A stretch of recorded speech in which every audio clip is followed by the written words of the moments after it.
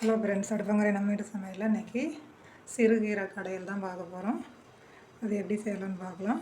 நான் ஒரு 100 கிராம் அளவுக்கு கொஞ்சம் சிறுபருப்பும் துவரம்பருப்பு இது மாதிரி ஊற வச்சுருக்கேன் ஒரு 10 நிமிஷம்.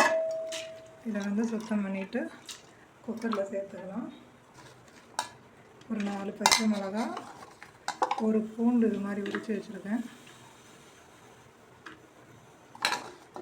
ஒரு 10 சின்ன வெங்காயம், ஒரு மீடியம் சைஸ் 2 தக்காளி. திட்டமாக தண்ணி ஊற்றி நம்ம இதை வேக வச்சுக்கலாம். இது கூட கொஞ்சம் மஞ்சள்தூள் சேர்த்துக்கலாம்.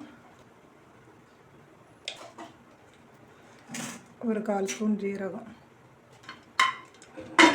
இது வேக வச்சுட்டு நம்ம கீரை சேர்த்துக்கலாம். முதல்ல இது பண்ணோம்னா கீரை கலர் சேஞ்ச் ஆகிடும். மொத்தமாக வச்சோம்னா வேகட்டும், பார்க்கலாம்.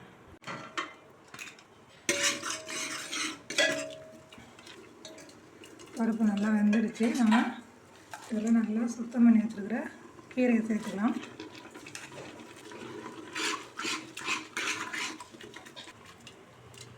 கீரை வேகட்டும், நம்ம அதுக்கப்புறம் தாளிச்சிக்கலாம். இப்போ கீரை வெந்துடுச்சு, கடைஞ்சிட்டு நம்ம தாளிச்சிக்கலாம். கீரையை தாளிச்சிக்கலாம். கடாயில் கொஞ்சம் ஆயில் சேர்த்துட்டு உளுத்தம்பருப்பு, கடுகு, ஜீரகம்,